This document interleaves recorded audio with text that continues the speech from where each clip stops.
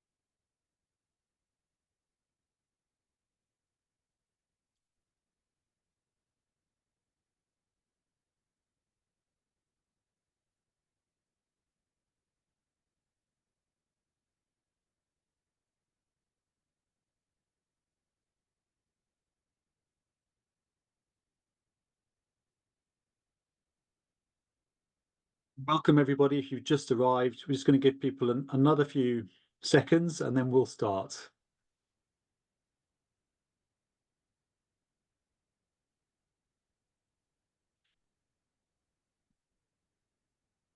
Okay.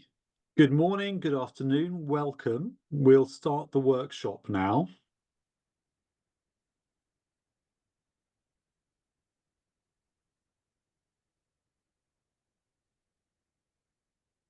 If you require French, Spanish, or Portuguese interpretation, please click on the globe icon at the bottom of your screen and select the language that you require.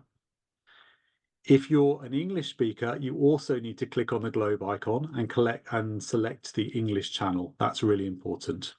So everyone needs to click on the interpretation icon, the globe icon, and select their language, please. I'll give you a moment to do that.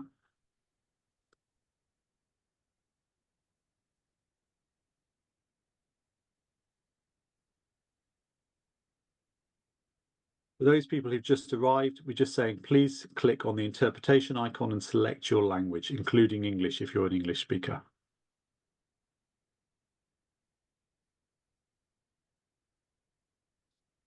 Okay, we'll now make a start.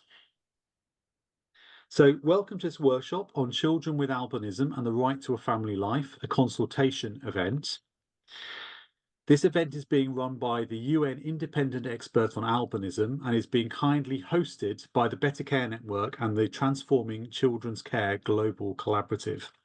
My name's Martin Punax, and I'm a consultant that works in the area of child protection and children's care. And I've been working in this area for over 20 years in many different countries.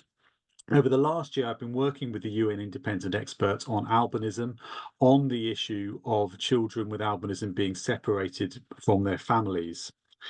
At this event, we're going to be looking at the issue of children with albinism in the African region being separated from their families and considering recommendations which the UN independent expert wants to give to the United Nations General Assembly in her formal report in October.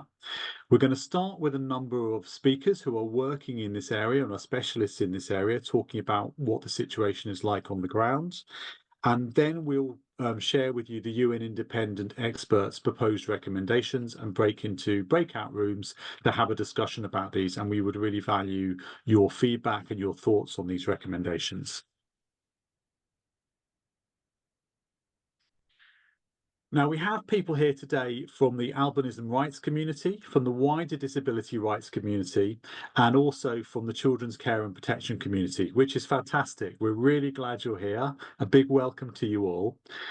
One thing is, though, that each of these different communities or sectors tends to have their own language, their own technical terms they tend to use, their own acronyms, which is fine. But if you're talking about, if you're using one of these terms, it could be that people from another sector don't understand that term. So we're going to kindly request you to try and use as simple language as you can during the event. And if you do need to use a technical term, please just try and explain it. Please also be patient with us with technology, and please keep yourself muted during the workshop. You will have a chance to speak later during the breakout rooms. If you do have a question you want to ask, you can put it in the chat, and we will try and answer as many questions as we can. We can't promise to answer all of them, but we'll do the best we can. So that's all from me for now. Thank you very much for being here. We're really happy to see you. I'm going to hand over now to our first speaker. So I'd like to introduce you to Maluka and Mitty Drummond, the UN independent expert on albinism. So Maluka started her mandate as the current and second United Nations independent expert on the enjoyment of rights by persons with albinism in August 2021. Maluka is a senior international human rights consultant who has worked in the area of human rights for over 20 years and is a visiting fellow at Staffordshire University in the UK. She has previously worked as the Deputy Director and Senior Programme Lawyer at the International Bar Association's Human Rights Institute, the Regional Advocacy Director at the Southern Africa Litigation Centre, the Researcher for Portuguese and Spanish-speaking African countries at Amnesty International, a consultant for the International Organization for Migration, and as a legal expert at the Universidade Católica de Mozambique. Maluka holds a Bachelor of Law from the University of Venda, an LLM from the University of Pretoria, and a Master of Science in Development Management from the Open University in the UK. In addition to English, she speaks Portuguese and Spanish. Welcome, Maluka, over to you.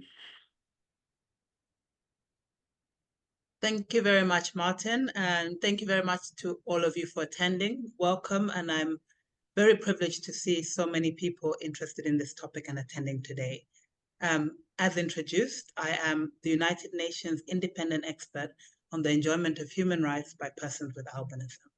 Now, to make sure we all understand who I am, what my role is, and the purpose of this meeting, I'll start off by breaking down the role.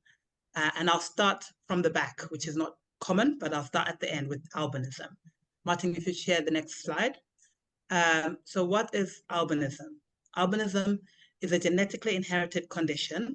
It is non-contagious. It is found throughout the world and in all races and ethnicities. And it is characterized by lack of melanin pigmentation in the hair, eyes, and skin, what we refer to as oculocutaneous albinism, or OCA. So in the picture there, you'll see on the left, Shu Liebing, who is UNESCO Goodwill Ambassador on the fight against discrimination, and she is a woman with albinism, and she has OCA. There's also ocular albinism, which is a lack of pigmentation only in the eye, lack of melanin pigmentation only in the eyes. And you'll see there on the right, a young man with ocular albinism, which is only in the eyes. Most of the time we focus on OCA because of the vast difference between people with OCA, visible difference, and those without albinism. Next slide, please. We can move to the next slide.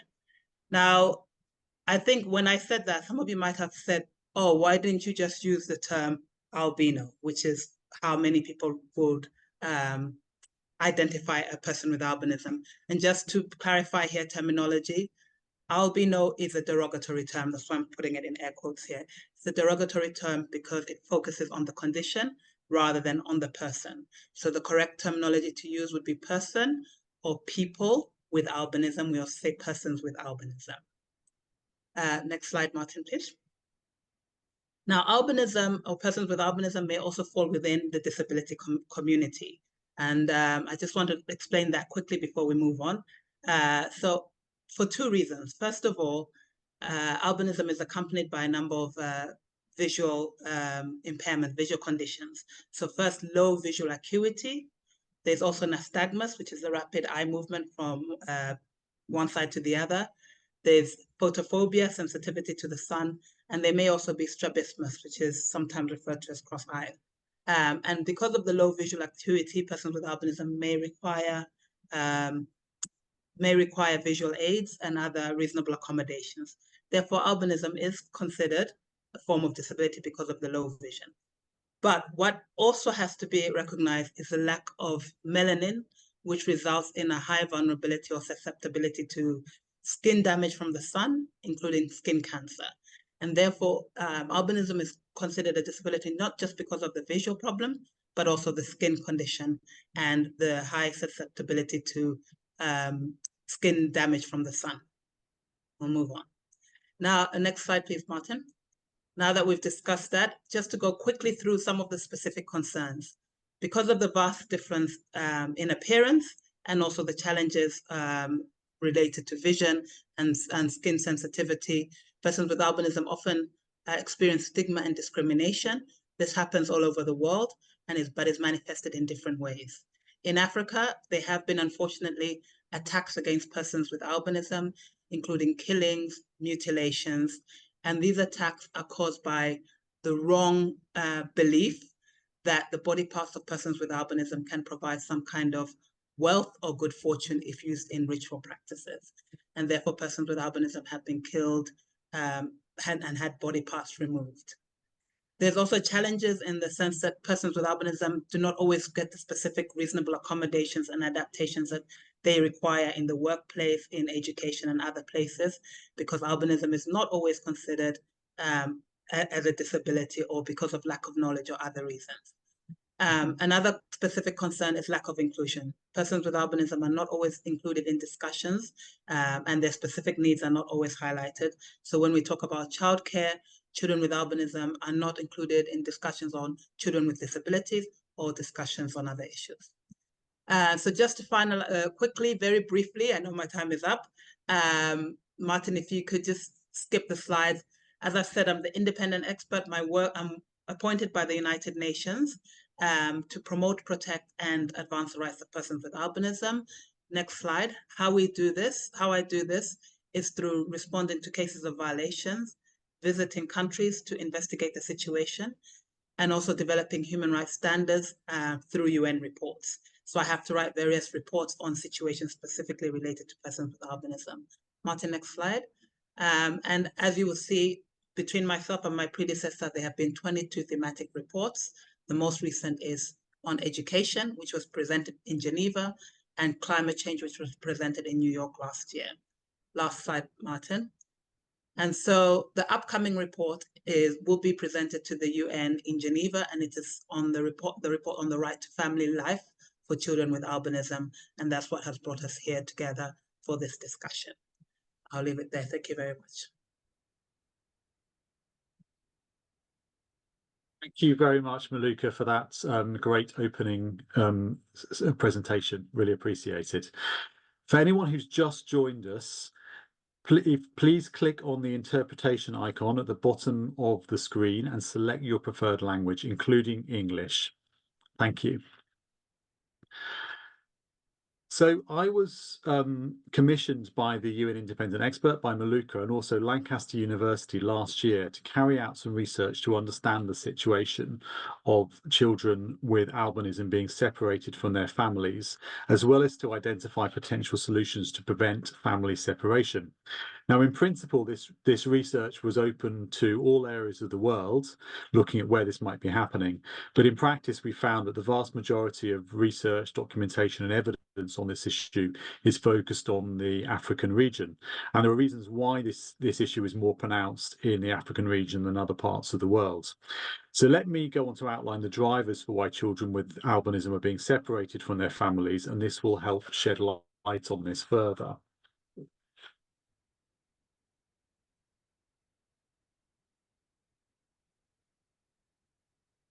There are four main drivers why children with albinism are being separated from their families. The first is around discrimination, stigmatization, and ostracization. So based on children with albinism's visual impairment and the colouring of their skin, which is more pronounced in the African region compared to other parts of the world, they're subject to myths and superstitions often associated with magic and witchcraft, etc. And this means that families of children with albinism may place their children in specialist boarding schools to protect them from this abuse. The second area is around a lack of access to education and health. Children with albinism experience visual impairment and vulnerability to skin damage, as Maluka explained. So educationally, they require special accommodations to support their visual impairment and protect their skin during outdoor activities at school, such as sports. They also require accessible health services, goods, assistive devices for their health conditions. So in practice, a lack of access to or affordability to local inclusive education or local health services results in some families with children with albinism, placing their children in specialist boarding schools or similar so they can access these services. The third driver is ritual attacks. I'll explain what this means, that in some parts of the African region, there is a mistaken belief, as Maluka explained, that the body parts of persons with albinism, particularly children with albinism, hold magical powers and can bring wealth and good fortune. And this can result in violent ritual attacks involving mutilations of body parts, kidnapping, murder, sexual violence towards persons with albinism and their families. And this means that to protect their children and the wider families from these violent attacks, some families may feel they have little choice other than to place their children in secure shelters or boarding schools to protect them. The final driver is the burden of care, which is the combination of all the above drivers, which can be very challenging for families and can mean that for some families, they just feel that it's too much and they can't cope. And it's easier for the family to relinquish the burden of care of looking after their child with albinism by giving that responsibility to someone else and placing the child in a shelter, a boarding school, a children's home, or similar. There's often a convergence between these different drivers, with more than one driver being present in being a factor in a family deciding for their children to be placed somewhere else. Poverty is also an aggregating factor, such as not being able to afford sun cream or glasses, or not being able to afford secure housing to protect yourselves. We should also recognise that these drivers play out in different ways in different African countries, resulting in different scenarios of family separation, as our speakers will go on to explain in a moment. I want to say a little bit about the scale of the separation of children with albinism. So globally, there's no clear data on how many children in the world have been separated from their families, but there is an estimated 5.4 million children in the world living in institutional care. And I'll say a bit more about what I mean by institutional care later, but very simply put, institutional care means harmful forms of residential care. Now, in most countries, data on children with albinism being separated or institutionalized is not disaggregated from other children, so we don't really know the full scale of this problem. However, based on the research we did last year, the red dots, every country with a red dot represents a country where we did find some evidence, we did get reports of children with albinism being separated from their families for the reasons which I've already set out. If a country doesn't have a red dot on it, it doesn't mean that this country doesn't have these problems. It's just that we didn't come across it in the research. It may just be that it's just not well documented. It's not being talked about in that country. I won't go into detail about the rights of persons with albinism, but the key point I want to get across is that there are international and regional instruments and policy frameworks aimed at protecting persons with albinism against discrimination, against harmful practices, ensuring their rights to health, inclusive education, and other services. So states have a responsibility to ensure the rights of persons with albinism. Similarly, I'm not going to go into too much detail about the right to a family life, but I do want to get across the key point that there are extensive international and regional instruments which recognise the right to a family life for children. What does this actually mean? Well, the international and regional policy frameworks emphasise the following. The states have a responsibility to do everything they can to prevent children being separated from their families. Could I please ask if everyone could just mute themselves? Thank you.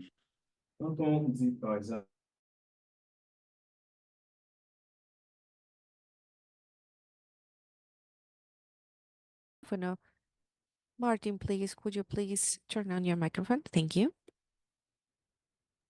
Thank you. Thanks very much. Third time lucky. States have a responsibility to do everything they can to prevent children being separated from their families, and they should deal with issues which cause separation through the provision of education and health services, or preventing poverty and violence and so on. Where children are separated, states have a responsibility to ensure they're reintegrated as soon as possible, or at least maintain contact with their families so far as possible. And where children cannot live with their own families, which is always a priority, they should live in alternative care. And this includes kinship care and foster care, which are types of family-based care, which is, again, the priority. And depending on which policy we're going by, in some circumstances, children can stay temporarily in small-scale residential care, so long as the care they receive is individualised for their needs and is temporary. So big emphasis on alternative care being temporary there. And as I say, this is a generalization of these very sophisticated frameworks, but it does give you the overall thrust of what they say about the importance of family life.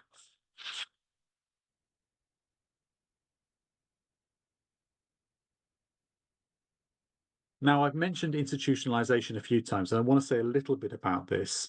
That when children are separated from their families and they're living in alternative care, where this gets problematic is if they're living in institutional care. And institutional care is any type of residential care where children are separated from their families, they're isolated from the broader community, they lack control over the decisions which affect their lives, and they lack individualized care. So the needs of the organization take precedence over the needs of the child. So often what we call shelters, children's homes, specialist boarding schools and so on are types of institutional care. And when children grow up in these environments, it can be very harmful for them. There's about 80 years of research showing why it's so harmful. It harms their physical, psychological, and cognitive development. There's evidence it harms their long-term life chances. They're more at risk of abuse by staff or their peers in that kind of setting than they would be in a family. They're denied access to their kinship networks, which particularly in an African context is very important. For children with disabilities, it's particularly harmful insofar as children with disabilities have got a higher likelihood of violence or an early death in an institutional setting. And when we talk to people with albinism who as children had grown up in an institutional setting, it was interesting, their responses, that a number of them said that initially they got a sense of relief being in a specialist boarding school. They were protected from the discrimination, the risk of violence outside, but in the long term, they felt it wasn't good for them. It was very hard for them to reintegrate back into mainstream society later on. So generally, people were not in favour of it. Finally, before I finish, I want to just talk very briefly about the research, what the research identified as good practices to prevent family separation. We'll go into more detail on this later. But first of all, the prevention of family separation is the priority. We want families not to be separated. That's a really important point. And this includes services which help keep families together, such as inclusive education, health services. It includes approaches which strengthen systems and communities and albinism actors, such as child protection system strengthening, community mobilization, and so on. And also awareness raising to tackle these harmful these beliefs and social norms and so on. We've got recommendations around alternative care, which I've already talked about a bit, and also care reform. Care reform is all of the above, but care reform is about a planned approach to changing the care system for children in a country or region, and usually one that is about moving from institutional care to family-based care and putting in all the systems in place to protect, to stop children being separated in the first place. So I'll discuss those in more detail later on. I'm going to stop there.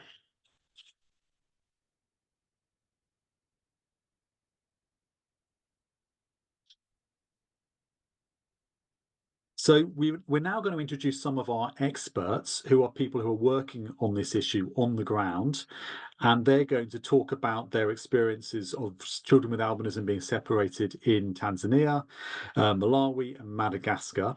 If you've got any questions for them, feel free to put them in the chat, and we will be able to take some of those questions later and present them back to the speakers.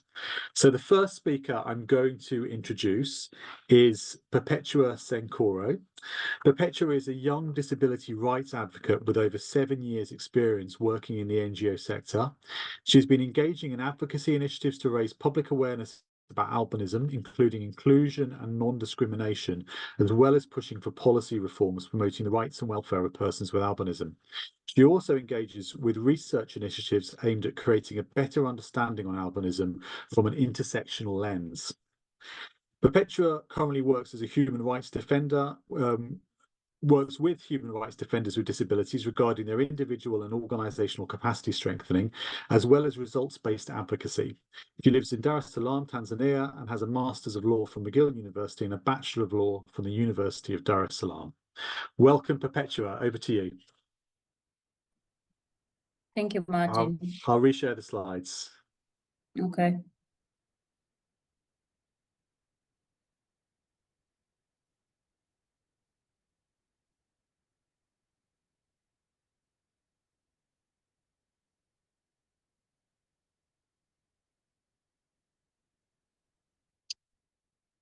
Should I proceed?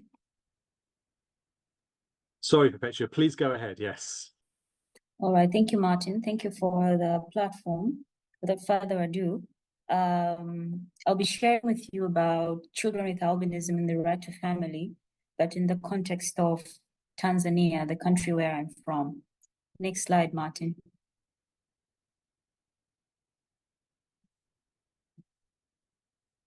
So there are no specific dates as to when these attacks actually started happening, but we have data that has been recorded by an NGO called Under the Same Sun.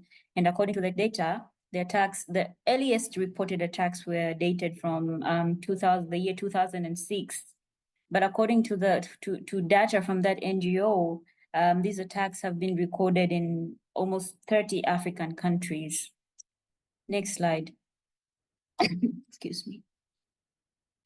And in Tanzania, after seeing that the attacks were escalating, there were some actions that were taken by the Tanzanian government in response to the attacks. And among the actions that were taken was the establishment of temporary holding shelters, THCs.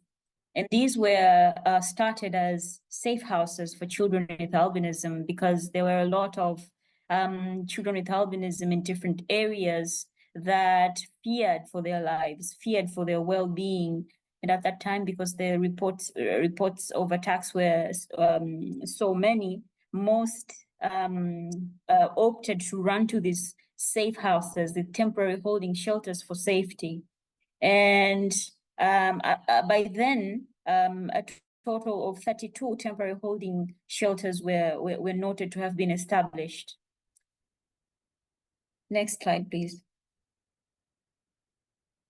So in 2016, the situation caught the attention of the African Committee of Experts on the Rights and Welfare of the Child. And that committee made an investigative mission to Tanzania. So when they came, they met with different stakeholders with regards to persons with albinism, but they also visited one particular shelter, which was among the biggest shelters back then. It's called Buhangija. Now, as they were in that shelter, they realized that there were a lot of challenges that were happening in that shelters with regards to the situation of people with albinism residing in that shelter. And among the challenges were the children with albinism, they were not free to live out their daily lives in their areas of origin because the shelters were fenced. And because of the security situation at their homes, the children could not go out of the compound of the shelter. Another challenge was limited resources. There was a lot of financial constraints with regards to the day-to-day upkeep of the shelters. And among the issues that came up because of limited resources was a severe lack of teaching and learning materials because the children had to go to school while still in the shelters. There was also inadequate equipment, health facilities within the shelters. So they found a lot of deteriorating health conditions among the children with albinism. Some had visible signs of skin cancer, some had malaria, some had malnutrition. So there was a lot of inadequacies when it came to health facilities. There was also poor record registration and keeping. Some children who were brought into the shelters were not properly documented. Some parents left their children in the shelters and then didn't give any details as to who they are, where they live. So some children grew up in the shelters not knowing who their families were, where their families were coming from. So they most of them even lost their identity. Even the record keeping was not systematic. So a lot of information got lost with time. There was also a lack of a clear exit strategy. Children were being brought to the shelter for safety reasons, but it was not yet understood. It was not yet known how this situation will end, how they were going to bring the children back to their families. There were also poor living conditions. It wasn't only children with albinism who were kept in the shelters. There were also adults with albinism in the shelters. So imagine the situation where children have to live with adults sharing the same facilities like beddings, toilets, So the living conditions were not good. And the shelters were originally schools, but they were converted to accommodate children with albinism escaping, the risk.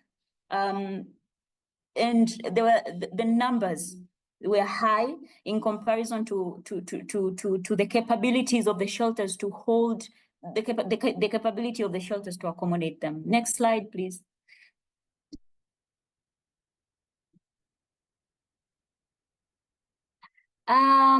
So after the committee observed those challenges, the committee published a report with recommendations on how to address those challenges. And there were a lot of recommendations. So the government acted upon the recommendations, and some notable actions after the publishing of the report included the development of national guidelines on children's reintegration with their families. These were made in the year 2019. There was also a process of the institutionalization of the children in those shelters, which started in 2019, 2020. By the time when it came to 2021, sorry to interrupt. You probably need to wrap up fairly soon, if that's okay. Thank you. Okay. So up to 2021, the government said all the children were already taken back to their homes. Next slide, please. But there were questions in regard to the continuing of the risk of attacks. There were attacks recorded in 2022, where 3 people were with albinism. One was murdered, another was assaulted.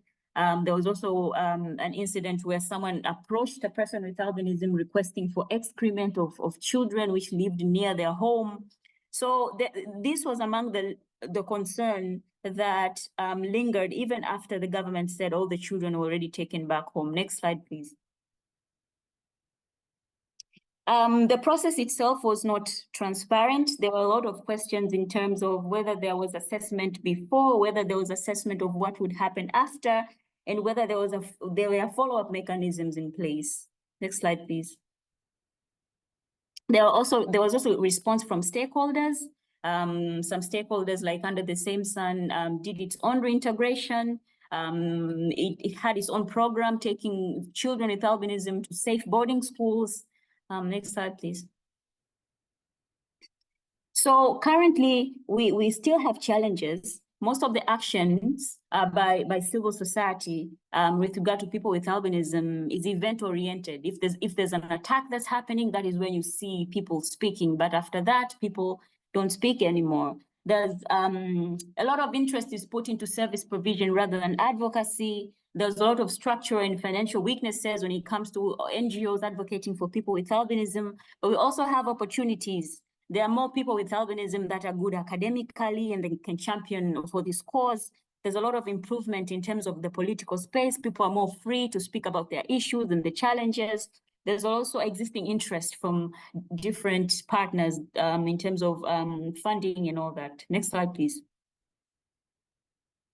Sure, I think I'm probably going to need to stop you there if that's okay. Okay. We're over time. Thank you so much, though. I really, really appreciate that. You've covered a huge amount of ground in a very short amount of time. Thank you. I'm going to introduce our next speaker now, who is Boniface Massa from Standing Voice. So Boniface is the Executive Director of Standing Voice in Malawi, an organisation defending the human rights of persons with albinism. Boniface has investigated and provided evidence in cases of ritual killings of persons with albinism and has worked undercover to gather evidence on attacks and abductions. He works with victims of torture and families of survivors to provide counselling, trauma therapy and love. As a commissioner at Malawi Human Rights Commission, his work has contributed to self-representation of persons with disabilities in leadership as a role model to promoting acceptance and a spirit of otherness, which has contributed to developing greater confidence in managing discrimination in our society. Over to you, Bon. Thank you so much, Martin, and thank you everyone for giving us this chance to share our experience. I'll talk about what we're doing as Standing Voice. You can go to the next slide. On the work in supporting the survivors of the attacks.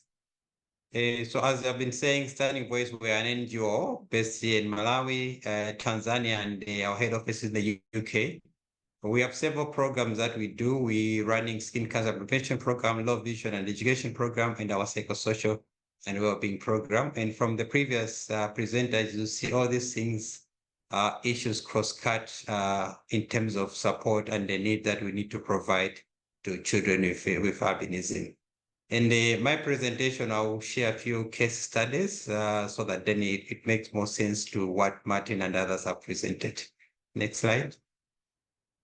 Just to mention that we may talk about cases that have happened in the past, but I would want to also report that our recent case happened last weekend, 3 days ago, where we just rescued a 15-year-old child with albinism.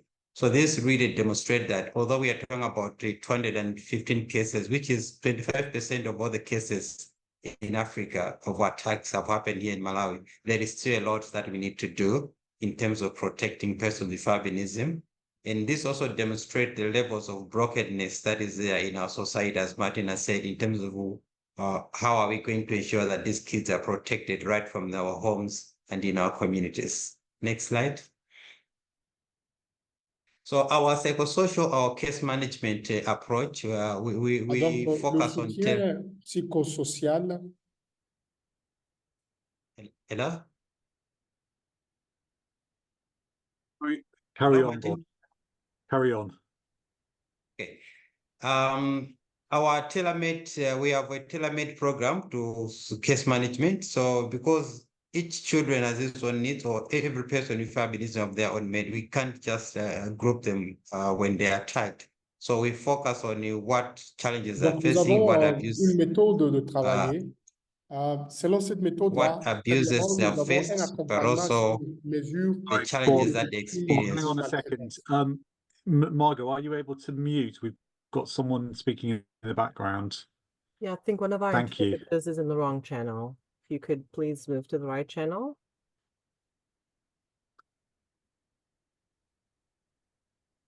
Thanks, everybody. As I said earlier, there were bound to be some technical hitches.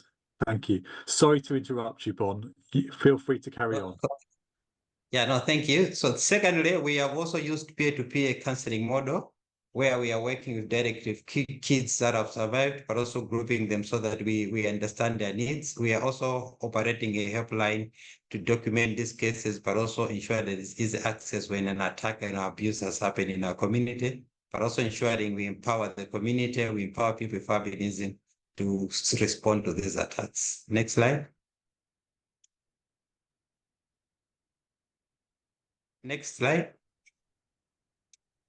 Yeah, so our major objective of the work we're doing is to ensure that we increase the security of our survivors, because most of them, they're also applying, they are witnesses in most of the cases, you know, the criminality of issues of attack. So we ensure their security right from their homes and their families. We want to improve their psychosocial well-being, their trauma, and also we provide therapy to these survivors.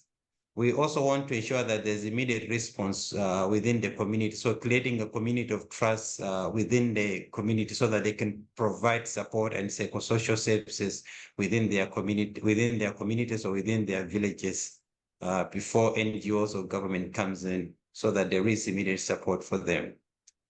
Next. So this is one example that I wanted to share with you. A child with albinism, now she's 10 years, but she was abducted when she was 3 years. So we have been working with this child for quite some time. And in that particular family, unfortunately, there were 3 kids with albinism. So only one was abducted and the 2 also survived or were left in the village. But that case was a tricky one because we couldn't rescue all the 3. We had to take one child and keep him at the boarding school and left the 2 others in the village. And that really created a lot of brokenness within the family to ensure that there is synergy and bondage of the siblings. And this is, I think, the reality of most of the cases Martin has explained about it. How do we ensure that families are united, families are operating at the same level, but there's also love and support from the parents themselves. So it took us 4 years to reunite this particular child to its biological mothers and parents, but also now they are together with their other fellow siblings with albinism, and everybody is back in school and they're also doing very fine in school, and the family is also very supportive of their children. Next case. This is also another case where a biological father was involved in the abduction, and a caretaker in the village, like informal abduction was done. And we have been also working with that particular family to ensure that they support and respond to this particular victim. From primary school, now she's in secondary school. She's about to finish her secondary school level. Next slide.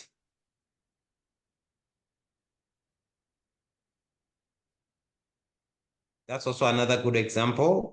We are supporting this survivor right in the village. So we didn't move her to a particular boarding school or an inclusive center. So we started working with the family in the village, build their house, get the child back to school, supporting the education need, but also working with the community, counseling, provision to the family, also all the siblings right in the village. Thank you. In conclusion, just to emphasize that our model really focuses on the collaboration of stakeholders, and it really involves a holistic approach, looking at the persons with albinism from a human rights approach, but also ensure that all stakeholders are very active and involved in the responding of attacks. And we have a unique program of identifying these survivors through our helpline, through our skin cancer prevention program. But also we need to invest a lot in training communities, training social workers, to respond to these attacks, but also parents and relatives to build trust for the children with albinism. Thank you. Fantastic. Thank you so much, Bon. You packed so much into that presentation, and it's great to hear some real life case studies as well. It makes this situation all the more real. Just before we move on to our next speaker, can I just ask Margot and Mike, do you still need a little bit of time to sort out the technical issues, or are we okay now? We're good, Martin. Thank you. We're good. Okay, great. Thanks for sorting that out. So I'm going to introduce our last speaker now, and his name is Satri Ramorasan from CBM Madagascar. So Satri is a dedicated advocate and leader in the field of disability rights in Madagascar. As the country director for CBM Global Disability Inclusion, Satri is committed to promoting the rights and inclusion of people with disabilities across the country. His passion for creating a more equitable society stems from his belief in the inherent potential of every individual. Satri's tireless efforts have led to transformative change, particularly in ensuring access to education for children with disabilities, bringing smiles to their faces and unlocking their full potential. Satri's visionary leadership and unwavering determination inspire others to join him in building a more inclusive future for all in Madagascar. So welcome, Satri. Great to have you here. The floor is yours. Thank you, Martin. Good morning, good afternoon, everyone. My name is Satri Ramorasan, and I'm the country director of CBM Global in Madagascar. And I'm here to do a short presentation on the challenges and danger faced by children with albinism in our country. and the protective measures that have been taken to address these issues, measures that often are not in line with their human rights. Next slide, please.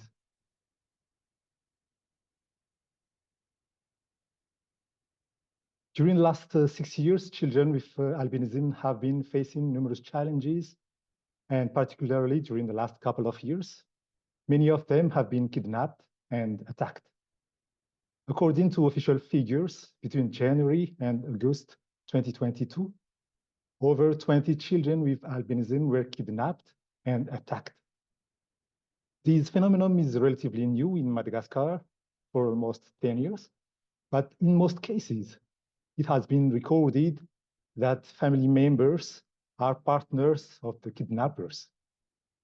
The family circle is no longer a safe space for these children. Next slide, please.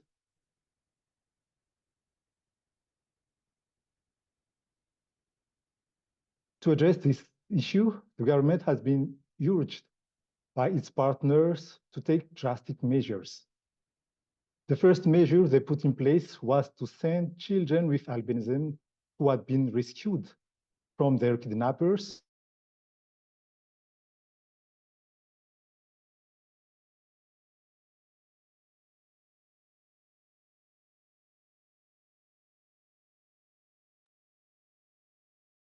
I think we seem to have lost Satri. We'll just give him a moment. Oh, that's unlucky. Yeah, can you hear me now? Oh, Satri, you're back. Great. Thought we'd lost you then. Please carry on. Yes, sorry, there was a power cut. Yeah, so I was saying that the first measures the government put in place was to send children with albinism who had been rescued from their kidnappers or those who were in danger to police stations or shelters.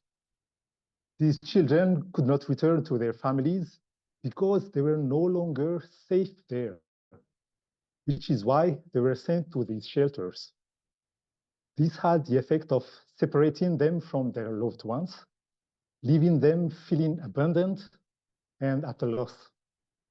The impact on their mental health is well documented, and sometimes these children even face serious trauma, such as stigmatization, bullying, or neglect. Next slide, please. As a more long-term measure, National Action Plan has been established to advance the rights of persons with albinism in Madagascar, using a holistic approach with the commitment from key actors. Next slide.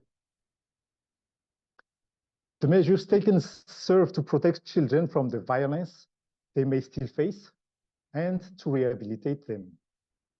The recently created Albinos Madagascar Association has brought together the voices of people with albinism and succeeded in getting Parliament to pass a law protecting people with albinism. The government has provided its support to centers who enroll children with albinism, recognizing that they are essential to the protection and rehabilitation of these children. One of these centers is in Farafangana, in the southeast of the island, which is the competence center for the education of children with visual impairments, which has been used to enroll in a few number of children with albinism, but during the last couple of years has also become a refuge for more than 50 children with albinism, 51 in 2023. Next slide.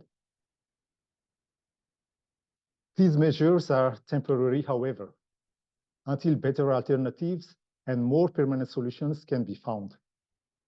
But for the moment, despite the act that has been passed, no clear strategy has been adopted, and these temporary measures, unfortunately, have every chance of becoming permanent. The aid provided by the various actors, whether central and local government or others, is only temporary, and the centers and shelters for these children are having to cope with new expenses they didn't ask for. Next slide. CBM Global has been a major actor in promoting the rights and inclusion of people with disabilities in Madagascar for over 40 years now. We've been supporting centers like the one in Farafangan to provide quality, inclusive education for children with disabilities. We are also supporting the strengthening of the Madagascar's education system because we are convinced that one of the long-term solutions to this problem lies in educating the population so that they are no longer inclined to practice these forms of violence against children with albinism. Next slide. So in conclusion, children with albinism in Madagascar face serious problems, including abductions, attacks, and murders. These acts are often motivated by money and fueled by dangerous beliefs. In response, the government and other stakeholders are implementing community awareness raising, establishing information control mechanisms, and so on. But these measures are temporary, however, and require a much more holistic approach that takes all parameters into account. CBM Global has been working in Madagascar for 40 years, running programs on inclusive education and promoting the rights of people with disabilities. And as I said, we are convinced that educating people is one of the priorities in Madagascar to avoid this kind of practice in the future. Thank you. Fantastic. Thank you so much, Satri. It's really good to hear about a situation of a country where these attacks are relatively recent. And I think that really demonstrates the changing nature of this issue, that it's not static. It doesn't just happen in some countries, not other countries. It's constantly open to change for better or for worse. So that's really helpful. Now, we are running a little bit short of time, but I would like to just get one question in to ask the panel. And that question is, the African Regional Action Plan on Albinism is not being implemented by countries. How will we ensure the recommendations from this report are implemented? And I wonder if, Maluka, perhaps you could start by just explaining what the African Regional Action Plan on Albinism is, broadly what it includes, and does it include anything on children and parental care? And after that, it would be good just to hear from Bon, Satri, and Perpetua if you've got anything to add to that you think is important. Thank you very much, Martin. So the Regional Action Plan is actually the predecessor to the African Union Plan of Action on the elimination of attacks against persons with albinism. Both were developed by the AU system, together with my predecessor, who was then the UN independent expert.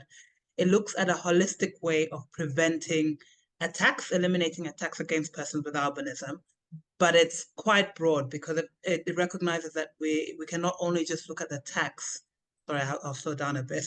We also have to look at other issues as well that impact persons with albinism and how those will actually have an impact on ending attacks. So it looks at such a prevention mechanism, protection mechanisms. It will look at issues of education, employment, non-discrimination. And a number of countries have actually used the AU Plan of Action and adopted national action plans so that these national action plans are being used in country to prevent attacks and protect persons with albinism.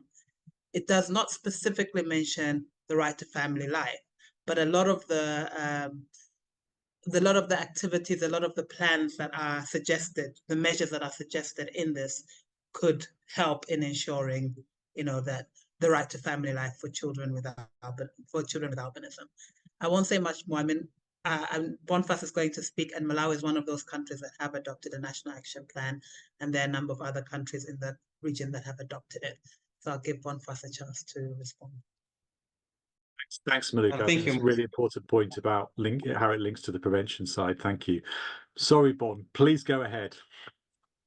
Yeah, no, thank you, Maluka. Just to add that, yes, I think the AU action plan is very holistic, but in a way we have tried to respond to the issues of family life because when the AU action plan was developed and the national action plans were developed, we were already aware of the root cause of these attacks as being family involvement, brothers and sisters involvement, biological parents involvement.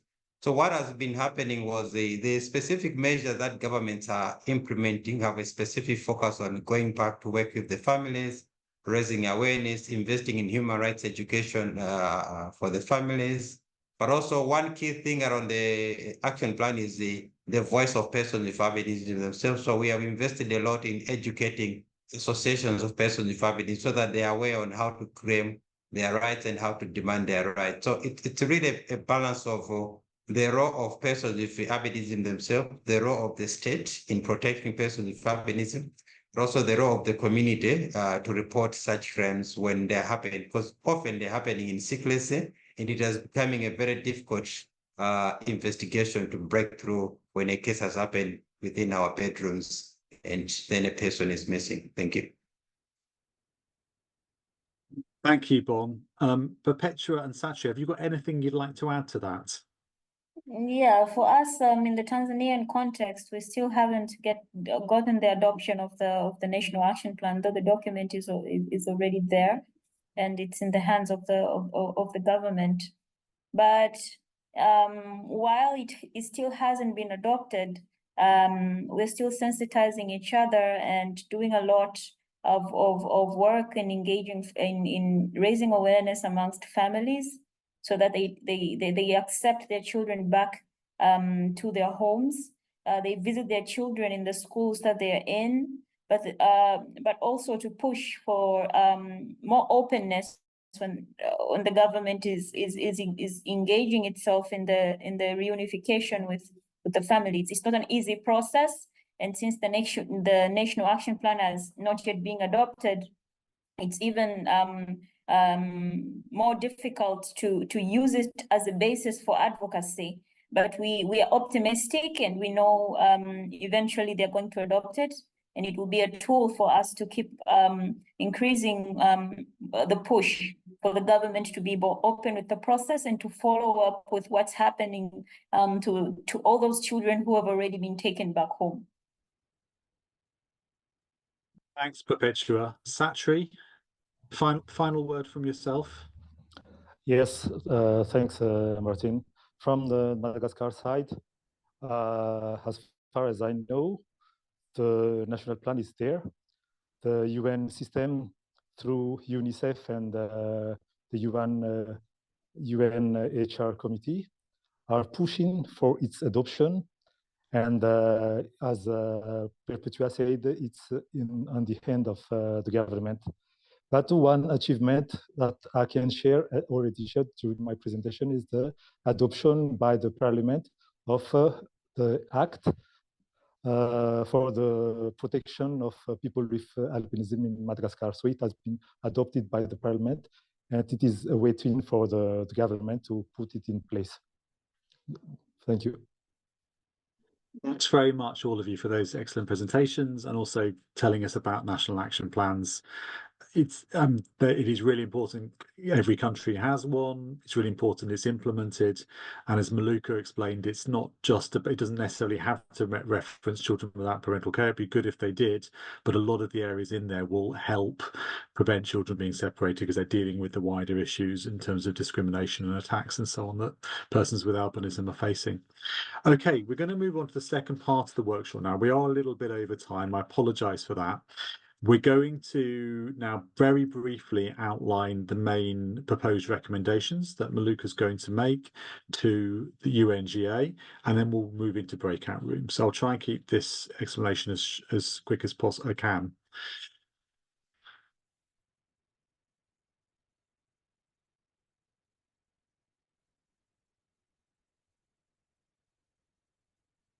Sorry, just bear with me.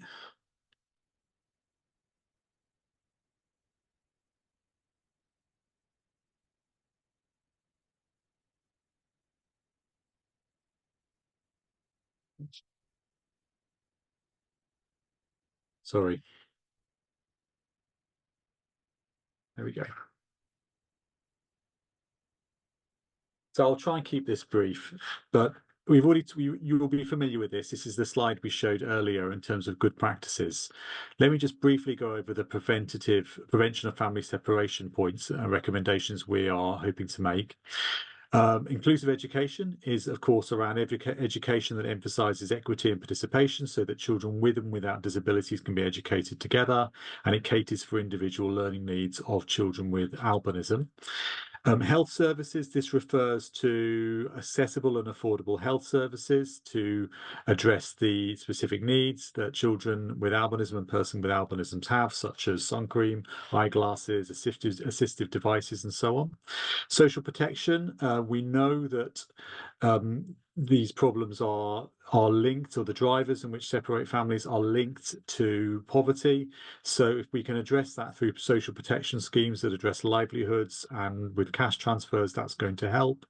Justice in this context is about strengthening the criminal justice system so that those who are threatened or attacked can be those people who carry out the threats or the attacks can be successfully prosecuted, thus making persons with albinism feel safer.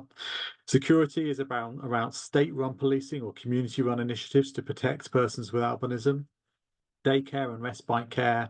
Daycare is a service where children can go for the daytime only, allowing their parents to have a break. And respite care similarly is about short-term care of a child to give the family a break so they can get on with other things. But the child still primarily lives with the family. Family safe houses are shelters where an entire family or a mother and her children can stay temporarily for protection or to get specialist support. Child protection system strengthening is about strengthening the system of laws, policies, and procedures and practices to protect children. Social work case management is about addressing the needs of children and families with particular vulnerabilities or risks. It's led by a caseworker.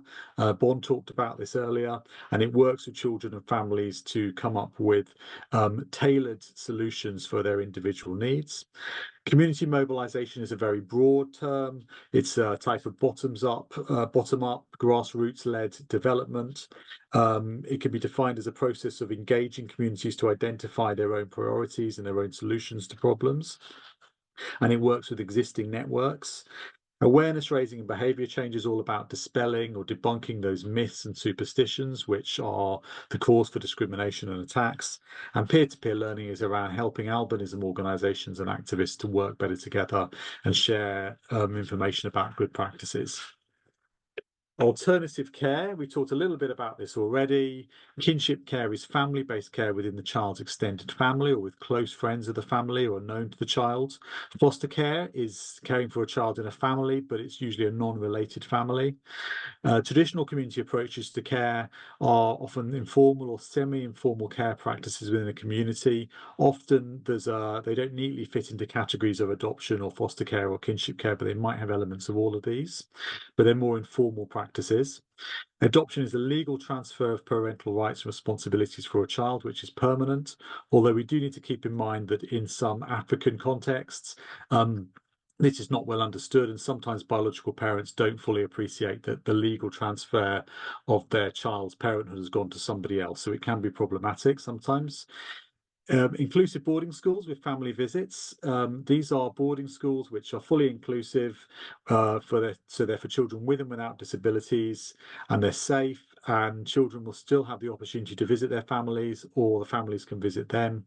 And small-scale temporary residential care with individualised needs. Individualised care means very small residential care, which provides individualised care for children with albinism to protect them on a temporary basis during periods of significant risks, such as during elections when attacks may be high. Care reform, I think I explained earlier, it's about the system of change, moving from one care system to another care system. So it encompasses all of this, but it could also include strengthening or improving legislation and policy and the ways that data are collected. Now, as we move into these breakout rooms, there's a few guidelines I've got for you about the discussion. You'll be automatically ascribed to a breakout room.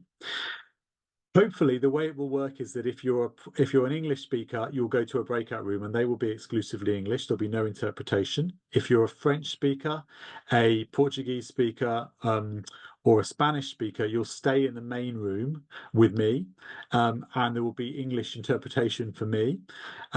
So that's how we're hoping it works. So if you're a Portuguese, French, or Spanish speaker and you find yourself in a breakout room, just leave the breakout room, come back into the main room, select your language again using the globe icon, and you should be fine.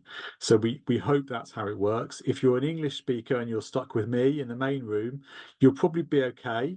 We'll still be working in English, but you may prefer to go to one of the English rooms, which are just for English, and there should be somewhere on your screen an option to choose a breakout room, and you can choose any breakout. So I hope that works. A few other guidelines. When you're thinking about these recommendations, which I've just gone through, it would be great if you could just really think carefully about how they relate to children with albinism and their specific needs. We've heard from Maluka, from Bon, from Perpetua and Satri about the specific situation of children with albinism and the specific needs they have and the situations they face. So really think about how well these recommendations would work for children with albinism. Focus on how these recommendations could be strengthened, adapted, or added to.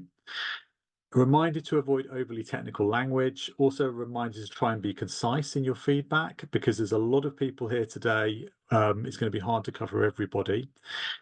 And I should say that if you don't get a chance to speak, realistically, probably everybody won't get a chance to speak. Don't worry. I'm going to be sharing my email address later, and you'll be able to feed in your thoughts to me. And I would very much welcome you doing that. I really want to hear your thoughts. We don't want to lose them. If you've got a strong opinion, please share it, but please respect that other people have got different views as well. And if you want to speak, just put your Zoom hand up. Sorry, not your real hand, your Zoom hand, using the mechanisms at the bottom of your screen. So I think without any further ado, we can now move into breakout rooms, if that's okay, Margot. Yes, I'm going to open all the rooms now.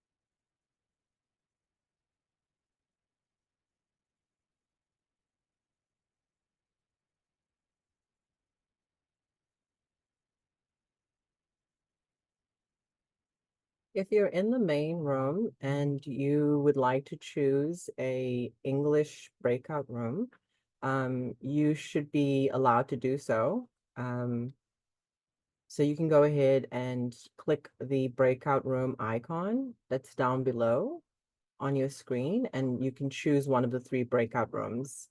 There are 3 English breakout rooms.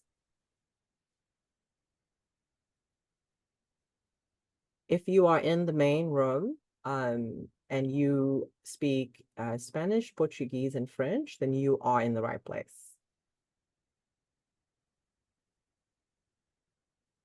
Thanks, Margot. And I take it we've still got 26 minutes, is that right? Yes, 26 minutes. Fantastic, thank you. Well, welcome everybody. Thanks for being here. I think actually you've done well. I think there's probably less people in this room than some of the other rooms, so that's good news. Margot's explained about languages. I'm just going to say there's going to be 3 parts to this session now. We're going to talk about prevention, we're going to talk about alternative care, and we're going to talk about care reform more generally. And I'm going to break it up that way so we make sure we can talk about each of those.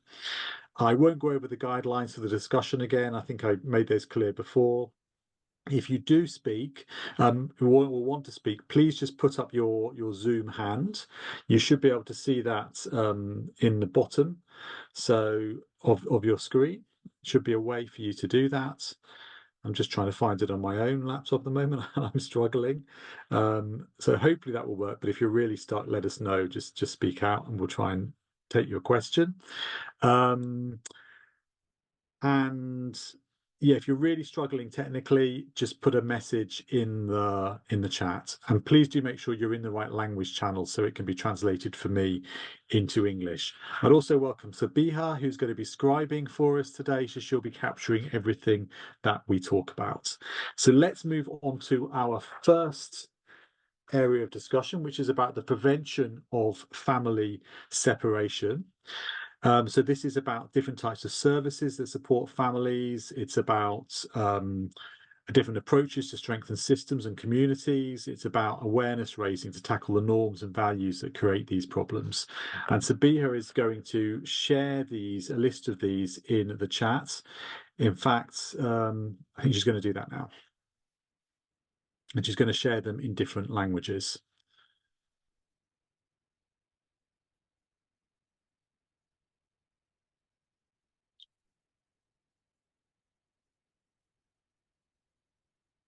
Sabiha, I'm just checking we've still got you here. Yes, Martin, I'm on it. Thank you. You're on it. Brilliant. Thank you. Just while Sabiha is doing that, has anyone got anything they'd like to ask already or they'd like to share already? Mohammed, I can see you've got your hand up. Do you want to share something?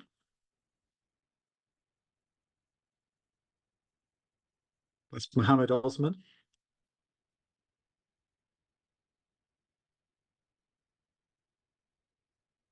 No, must be up from before.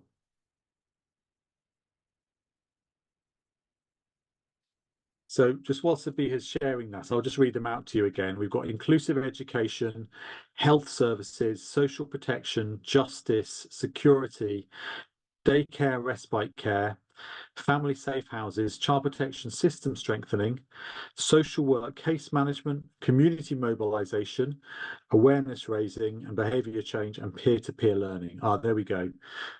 That's in English. Are you able to share the Portuguese and Spanish and French as well, Sabiha? I'm sure you're on it.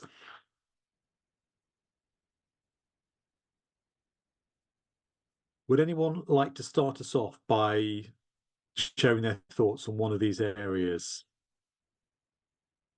Just raise your hand if you'd like to do that.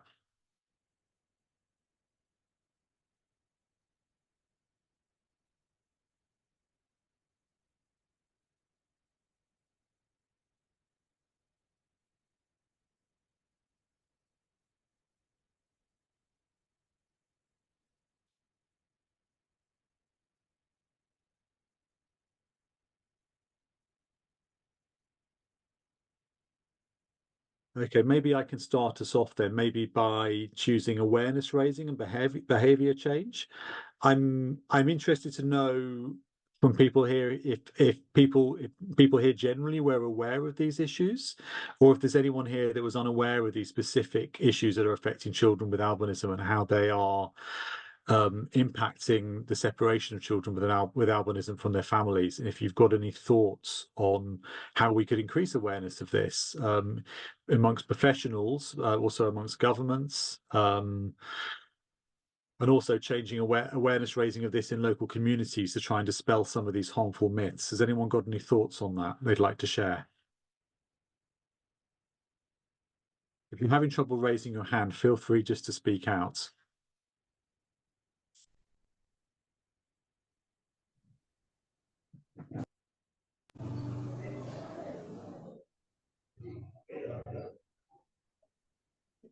Yannick, did you want to share something?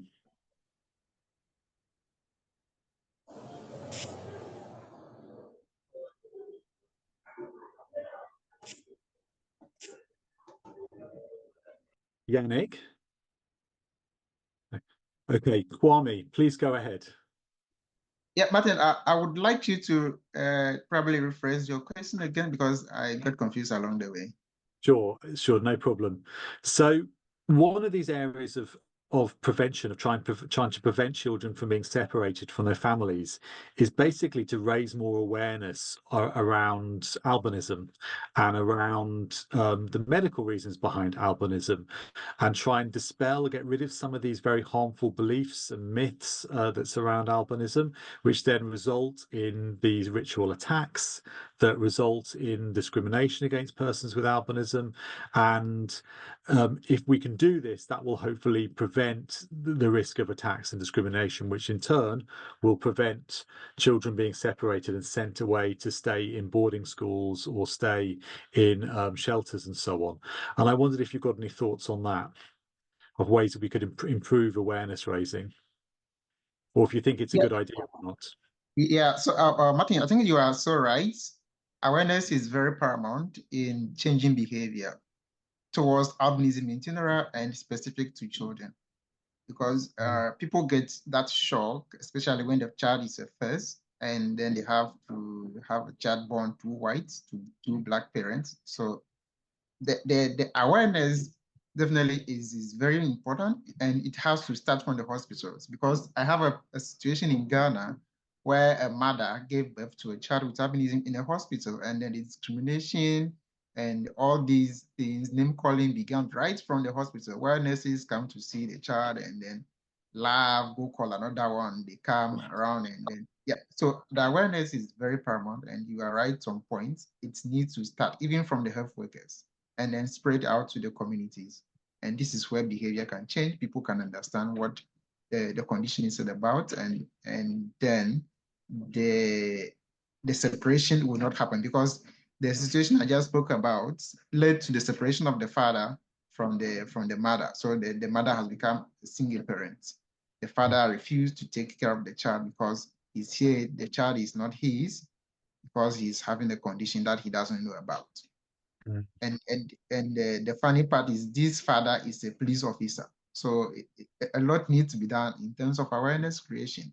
It doesn't matter the person is educated, but probably people have their minds filled with pre-existing myths and misconceptions about the condition, and therefore they don't want to have anything to do with it. So awareness is very critical in this situation. Thanks, Kwame. It's really good to get your endorsement for that, and it's interesting to hear you say about even from the moment a child is born, they're subject to discrimination and false beliefs and so on about them. So it seems that we need to be doing something from that very, very early stage. We need to be raising awareness amongst medical practitioners, amongst the police, as you say. You gave a good example. Anyone else? Would anyone else like to share something? Or got any views on awareness raising? Hi, Martin. Hi, Sabiha. Yeah, I actually have something to add onto what Kwame was saying. So there's actually a movie on Netflix. I'm not sure how many people are aware of it, but it's called Can They See Us? So this movie is about a couple. Both parents are African and they give birth to a child with albinism. And in the opening scene of the movie, the mother's giving birth and the father's then throwing a scene in the hospital because he's saying, that's not my child. And he's saying, I don't know what that thing is. And I was just thinking, I think media is such a powerful tool. So the fact that there's now a movie about albinism on Netflix, which is quite a popular streaming site, could actually do a lot in terms of raising awareness. So I think media is one of the tools that we could use to raise awareness because of how popular the media is, and there's so many outlets or so many platforms through which media can influence change positively. Yeah, so I just wanted to add that. Thank you. Thanks, Sabiha. Yeah, the media is incredibly powerful, so that's really useful. I've not seen that film. I'll look out for it. Thank you. Anyone else? It doesn't have to be on awareness raising. It could be on inclusive education or health services, something else. Kwame. Yeah, just adding to what the speaker just said. I didn't get the name. Just to add Sabiha. to, okay, Sabiha, to add to the awareness raising, the modes of awareness. I think in Ghana, just sharing some experiences from what we do in Ghana, we do community engagement. We go into communities and gather them, including their chiefs, and then talk to them about albinism. Who is a person with albinism? What does it mean to have an albinism? And aside that, we do short films or skits about albinism, and we share on all social media platforms, including WhatsApp, people share on their status, and if you had the opportunity, we do share on TV stations. So these are very powerful tools we can leverage on to spread information, the much needed information about albinism across our continent, across the communities, and everywhere. And one thing we also do is anywhere we find a child with albinism in a school setting, we go into that school and then sensitize the whole school about albinism. Why is this child so different from them? And the whole school have to understand that this is a child who has a condition called albinism. So yeah, these are some of the means that we have been employing in Ghana, particularly to ensure that people understand what albinism is about and what they can do to support people with albinism in their communities. Thank you. Great, thanks, Kwame. So it's interesting to hear, as well as the media, you're working at a grassroots level, you're going into communities and raising awareness there. And is it working? Do you have problems in Ghana with children with albinism being separated from parents, put in shelters, put in boarding schools, like we outlined, or is your work being so effective that it's not an issue? Yeah, so we don't have institutionalization of children with albinism in Ghana, probably because the attack here, though existing, but it's not so pervasive as in East Africa or particularly in Tanzania. But the challenge is we don't also have them being taken to boarding houses. The only one we have are a few of them who have severe vision problem that goes to school for the visually impaired, but the rest go to the mainstream schools.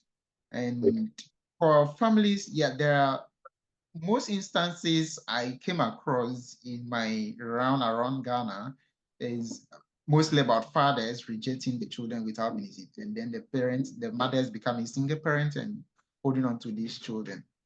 And these are the people that we come across, and then we provide support. The extreme case I came across was 3 children with albinism, and both parents died during the COVID era. And so these 3 children became orphans, and they needed to be shared between family members, and we try to support them as well. So we don't have an institutionalization or modernization of children with albinism in that extreme cases. It's in a situation where maybe a child with albinism in school is in a boarding house with every other children or school-going children with all other conditions. That's really good to hear, Kwame. It shows that it can be done. If you can do that in Ghana, it means that we could hopefully replicate that in other countries where we have got problems with institutionalization. Thank you. I'm going to move on now to the next area, which is about alternative care. So, Biha, would you be able to share do you mind if I areas? interrupt? The French guys are not able to hear us, and I'm not understanding why, because I'm chatting with them on the messages here. Okay. It's Margot. I'm not sure if that's something you'd be able to have a look at. Yeah, we've been having trouble with the French. So he's not able to hear, you're not able to hear him? Okay. We could do some consecutive translation with French if Jimmy stays on our channel, if that would help. Yeah, so I can stay here. I'm obviously worried about the people who can't hear, but I can stay here. Okay. Maybe you can just do a quick summary, Jimmy, of what I say for French speakers. Okay. So we're moving on to alternative care, and Sabiha, were you able to share the alternative care notes in the chat, the different areas? No, I wasn't. Nous allons parler des soins alternatifs. I can quickly run through them. Please, that'd be great. Yeah, les soins alternatifs. Bon, ce qu'on disait, on parlait sur la prévention de la séparation familiale. Il s'agissait de l'éducation inclusive, des services de santé, des protections sociales, la justice, la sécurité, la garderie, des maisons de sécurité et des refuges, renforcement du système de protection de l'enfance, gestion des dossiers en travail social, mobilisation communautaire et sensibilisation du changement et plutôt changement de comportement. Maintenant, nous allons aller aux soins alternatifs. Nous allons discuter ces points: soins de parenté, famille d'accueil, approche communautaire de base en matière de soins, adoption et garde parentale, internat inclusif et visite familiale, des petits refuges résidentiels temporaires avec des soins individualisés, réformer des soins, transformer, plutôt la transformation du système de soins pour mieux répondre aux besoins et aux droits des enfants et des familles. Donc, si vous avez une opinion ou quelque chose à dire là-dessus, vous pouvez aussi lever votre main, s'il vous plaît. Thank you, Jimmy. So has anyone got anything they'd like to share about these different areas of alternative care that we're hoping to recommend to the United Nations General Assembly? Anyone got any views on these things we need to think about in relation to children with albinism?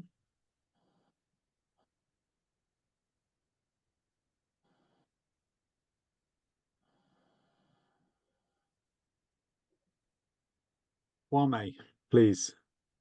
Yes, thanks, Martin. It seems to be talking so much, but yeah. It's okay, it's fine. Yeah, so I had an experience in Namibia where children with albinism are in boarding houses in a specialized school, probably for visual impairment. So you could we term this as an alternative care? Because from my understanding, when we visited the school, the parents bring them or brought them there, and either they come to visit them on weekends or the children go home on specific days to be with their parents. Yeah, that is one experience I have in Namibia. I think the same, the boardingization also happened in Zambia, and the children are in specialized schools.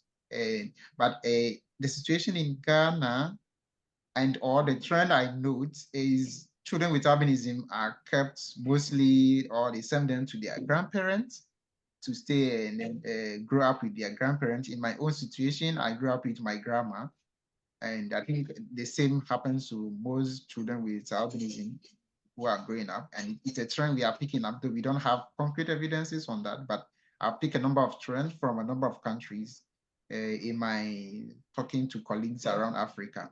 So these are some trends I've picked. Modernization of children in specialized school settings, and also children growing up with their grandparents, not their actual parents. Thanks, Kwame. Really good points. Before I answer that, I'll just let Jimmy give a quick summary for the French speakers. En résumé, il disait que selon son expérience, il était en Namibie, là où il a remarqué qu'il y a des systèmes d'internat qui sont créés uniquement pour les enfants qui sont atteints d'albinisme, et leurs parents soit visités pendant les week-ends ou les enfants visiter leur famille pendant les week-ends. Il a aussi dit qu'en Zambie, il y a un système des gens qui, plutôt chez lui, il y a un système qu'ils ont remarqué que les enfants atteints d'albinisme souvent vivent soit avec leurs grands-parents ou en isolation avec leurs propres parents. Ce sont des histoires que nous sommes en train de remarquer. Nous n'avons pas encore des données exactes, mais ce sont des remarques que nous sommes en train de faire. Thanks, Jimmy. So yeah, you raised some really interesting points there, Kwame, about whether specialized boarding schools are in fact institutional care or not, or in fact even whether they're even a type of residential care. And there are different opinions on this, and I can give you my own understanding or my own view on it, that I think if the primary purpose why children are being sent there is for education, and they're still going home and the parents are still very involved in their lives, it's probably not a type of alternative care. But if in the case of their specialized boarding school, where the children go there, they never visit their families, the families aren't really involved, they're being segregated from the wider community because it's specialized, they're not mixing with children that don't have disabilities. The view of some people is that is a type of institutional care, and it's harmful, and it shouldn't really happen. Whereas if the school is fully inclusive, if it's a boarding school that's fully inclusive, then it's less of an issue. But I wonder if anyone else has got views on that, because we can say that a specialist boarding school is not good, and we can say that it's harmful and children should be inclusive boarding schools. But I know that people will rightly say, well, in our situation, they don't exist. With there is no community school that's inclusive. What should I do? Or my children are at risk. What should I do in that situation? And I wonder if anyone's got views on that. Jimmy, do you want to translate that? Yes. So, essentiellement, ce qu'il dit, il dit que il y a des différentes idées qui sont en Sorry, train de Martin, I lost you there. parcourir. Do you mind C'est-à-dire repeating? l'internalisation spécialisée, c'est-à-dire il y a un internat uniquement créé pour les personnes atteintes d'albinisme. Il y a d'autres personnes qui pensent que là, ça crée des ségrégations, ça crée des divisions. Au moins, si ces internats Martin, can you hear me? existent. So we got a number of people speaking at once now. Does Jimmy and someone else is also speaking? Asking No, if I can hear. sorry, Martin. Do you mind repeating? I lost you there for a few Yes, seconds. I just heard somebody else speaking, but I was about to finish. Can everyone hear Jimmy speaking as well in French? I'm wondering what's happening with the channels. So Jimmy's just translating into French, and then I'll repeat what I said. Yeah, we can hear her. Jimmy's in English, so he's translating at the same. He's doing it into English, so we just need to let him finish for a second, and then yeah. So Jimmy, carry on. Yeah, Martin, do you mind repeating? Because I lost you there when you were talking. Do you mind repeating? Okay, sorry. Is that Jimmy? Okay, got you. Is that am I speaking? Is this sorry? Who's asking me this Kwame question? speaking, Martin. It's Kwame. Okay, Yeah. sorry, Kwame. You're not lighting up on my screen for some reason.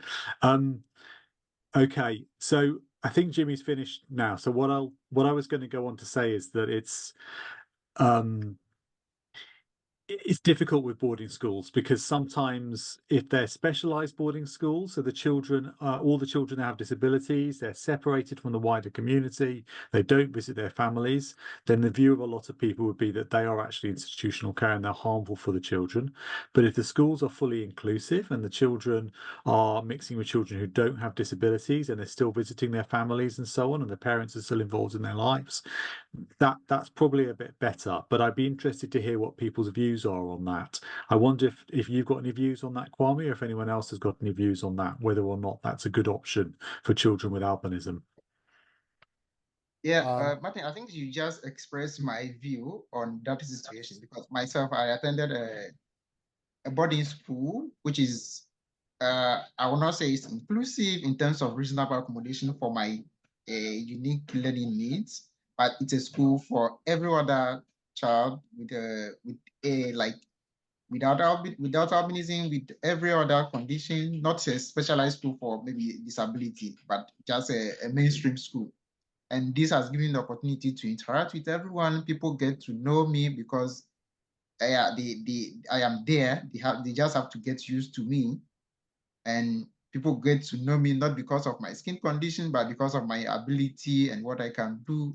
So I've got a lot of friends because I am in a mainstream environment and I'm able to interact with everyone. But the situation where people are kept in specialized schools, they only have people with disabilities or people with albinism or people with visual impairment that they just have to interact with. It limits their worldview, and which is a major challenge. And I've witnessed that among people with visual impairment who go to school for the visually impaired, and you see that they are much more comfortable interacting with their colleagues, people with visual impairment, but much feel less maybe uncomfortable interacting with others who do not have their condition.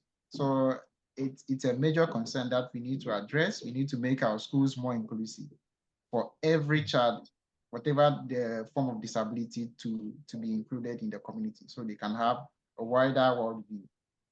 That's my view. Thank you, Kwame. That's really, really helpful. I take on board everything you say there, and it's good hearing about your personal experience as well. I can only talk about this theoretically, so hearing you talk about your own experience of this situation is really, really useful. Thank you. Okay, I think everyone's Martin- about to join us, in about okay. 1 second. There are some messages that have been written here in French that I'd love to read. Okay. Right. Jimmy, I think we're now going to finish because everyone's rejoining us, but thank you, Jimmy, for alerting me to that. Sabiha, are you able to make sure we can copy all those messages so we can capture them as part of the consultation, please? Yes, I screenshotted them. Thanks, Martin. Fantastic. Thank you very, very much. Thank you, Jimmy. Okay. Just for those of us who were in my room, apologies about the technical glitches with the language there, but I think we got through it okay, and we got some really helpful feedback. Thank you very much. I hope you found that interesting. So we're now just going to very briefly sum up and get a summary of what happens in each of the different groups.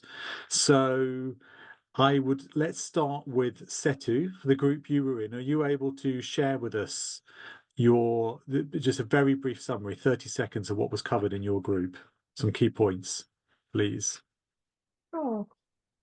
So under prevention of family separation, we spoke about the need for public education and the need for resources for public education in order to support awareness raising, and also supporting charities and NGOs to help sensitize communities. We also spoke about how family separation can be motivated by money, how usually families are involved, and the need for supporting the livelihoods of families and communities in order to prevent family separation. We also spoke about the importance of medical and genetic education to better understand albinism. And then under alternative care, we spoke about mainstreaming. So instead of looking at the issues of children with albinism or separated from families as something separate, rather mainstreaming it into the already existing care policies and mainstreaming children with albinism within that, and also looking at good practices from other countries and how we can better make decisions about care reform based on what countries have succeeded in doing. Okay. We also spoke about. Sorry, Setu, carry on. Give us one last point, and then we better move on, as we're a bit over time. We also spoke about the importance of governments focusing on child reintegration policies, and also the importance of family support, supporting families as well. Yeah, thank you. Great, thanks, Setu. That's really helpful. Let's move on to Sabiha. Do you want to give it just a couple of points from our session that you thought were important? Yes, thanks, Martin. Hi, everyone. So in our group, which was the main room, under prevention of family separation, we discussed the importance of awareness raising and how that is paramount in changing views. Awareness raising amongst maybe healthcare workers, those in the education system, those in the judicial system, just generally raising awareness. And we also discussed how we could use different platforms, such as social media platforms, maybe WhatsApp. And then we also discussed that there's currently a movie, which is also really good for raising awareness around persons with albinism. I think that was the main thing under prevention of family separation. And then under alternative care, we just had a discussion around, what could be categorized as alternative care, what could be categorized as institutionalized care. And Martin explained that, if a primary purpose, for example, of a boarding school is for education, and the parents still very involved in the child's life, then that is most likely cannot be categorized as institutionalization.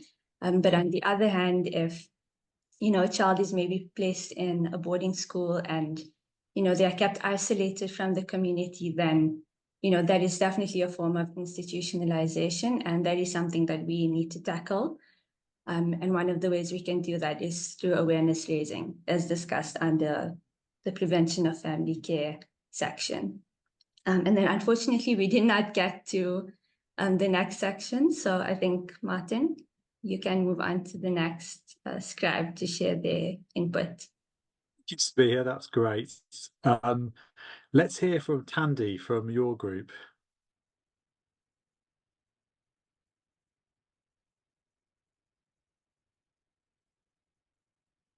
Do we have Tandy with us? Tandy was with Diana. Sorry, can you hear me now? Yeah, I can hear you. That's great. Go for it, Tandy. Oh, I'm sorry. So under prevention of family separation, we talked about how advocacy is key, and also about how it's important to train and support teachers to understand how children should wear their uniform. So there is there was a general consensus around the room that advocacy is key, in terms of children wearing a long-sleeved uniform at schools, boosting their confidence, etc. So we also touched on health services, and also it was emphasized about the importance of teaching midwives and equipping them with knowledge and ensuring that the life of children with albinism starts well, because there are reported cases where midwives run away from babies with albinism. So this has adverse effects on the child and the parents. So under alternative care, there wasn't much that was said under alternative care. And also, under social protection, there was a point that was made that the government, must ensure that, or they must consider the people with albinism, like for social security reforms, like elderly or disability grants, and also they need to make sure that they're economically enabled. Yeah, that was it from. Great. Thank you, Tandy. Really good summary. So last but not least, Jahira, let's hear some feedback from your group. Thank you, Martin. So from our group and the prevention of family separation, we had an I think the biggest thing was that there was the report and the recommendations are pretty comprehensive, whatever have been brought up, and additionally, there's a request for funding to be more specific for peer support to families and persons with albinism themselves, and even more specific funding for children with albinism. And this was echoed with what is happening in Sierra Leone and a booklet being adapted. And a lot of child participation was coming out from that particular section, and just to hear what the children think and to involve them a bit more. And alternative care, there was a big concern about the seeming promotion of inclusive boarding schools, and the fact that just adding the word inclusive does not make them inclusive, essentially.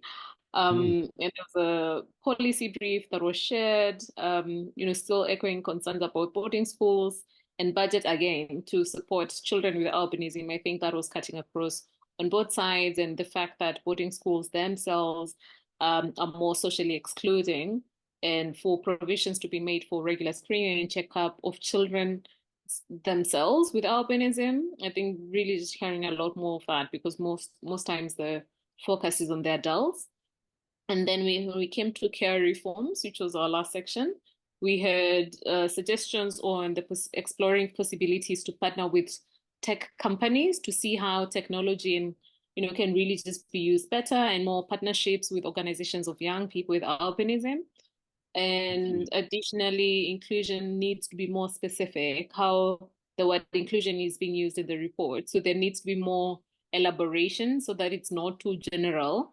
And additionally, more psychosocial support, which was also mentioned in the previous section, from preventive throughout to all the other aspects of psych support.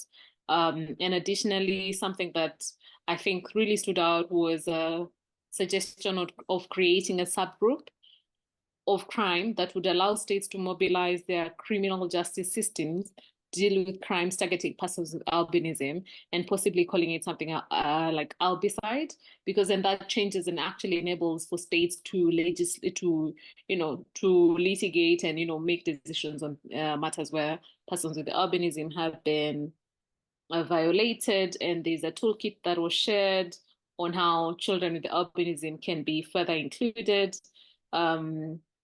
Globally, I'm going to stop you there, but that's wow. Sounds like your group covered so much. That's great, but I look forward to reading all that afterwards. There's some really interesting ideas there. Thank you. So yeah, lots there. I'm not going to repeat what's already been said. I just wanted to share one thing from the group I was in. I was talking to Kwame Daklo from Ghana, and he was talking about the work they're doing in Ghana on awareness raising and how it seems that they don't really have a big problem with institutionalization there, which is really encouraging to hear. It shows that these problems can be solved. If you do the right things, we can prevent children going into institutional care, which I thought was a really good takeaway. Maluka, is there anything you'd like to share from what you've heard?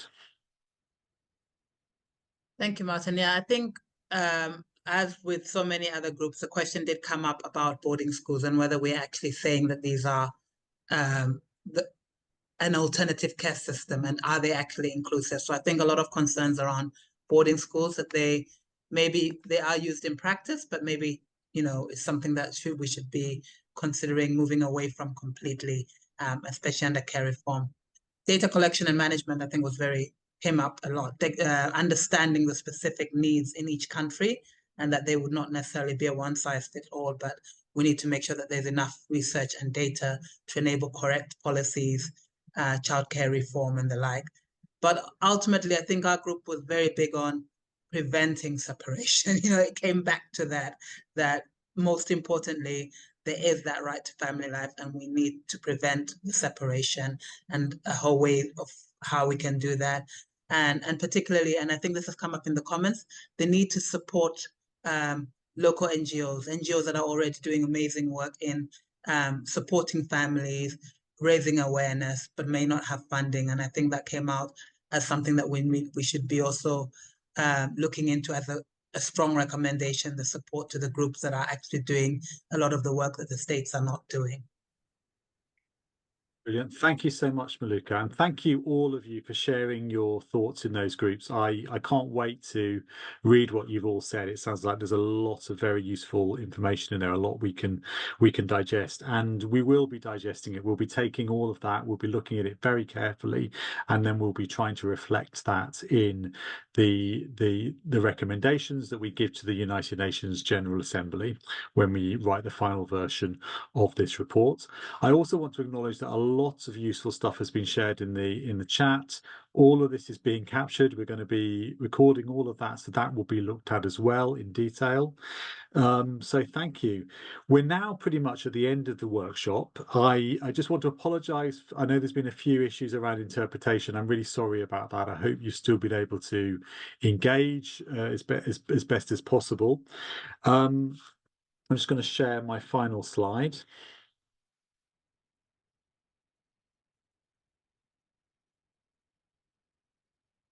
So if you didn't get a chance to speak, or if you have an idea comes up after the workshop that you want to share with us, you've got till the 19th of January to submit your views, and you can email them to me on this email address. Or if you go onto the Better Care Network website, this video is going to be shared, and there'll be a form for you there to fill in, which will also come directly to me, so I can see your responses. So please do that. And if you know anyone who wasn't able to attend but has got something they'd like to share with us, please do refer that on to them as well. And Margot will email you the link for that after the workshop. It might take a few days before that's up. It might be after Easter, but we will get that round to you. Generally, I think it's really important that we keep having events like this where we bring together people from the albinism rights sector, the wider disability rights sector, and the children's care and protection sector, so that we can learn from each other and try and solve these problems together. I just want to say thank you very much for your time. And there's a few specific people I'd like to thank who played a big part in making this workshop happen. So I'd like to thank all the speakers, who are Maluka, Perpetua, Bornfuss and Satri, for your excellent presentations and shedding light on this issue. I'd like to thank the facilitators of the breakout rooms, Maluka, Innocentia and Diana. Sounds like you've collected lots of useful information there. The scribes who are working behind the scenes in documenting all of this, Setu, Sabiha, Jahira and Tandy, thank you.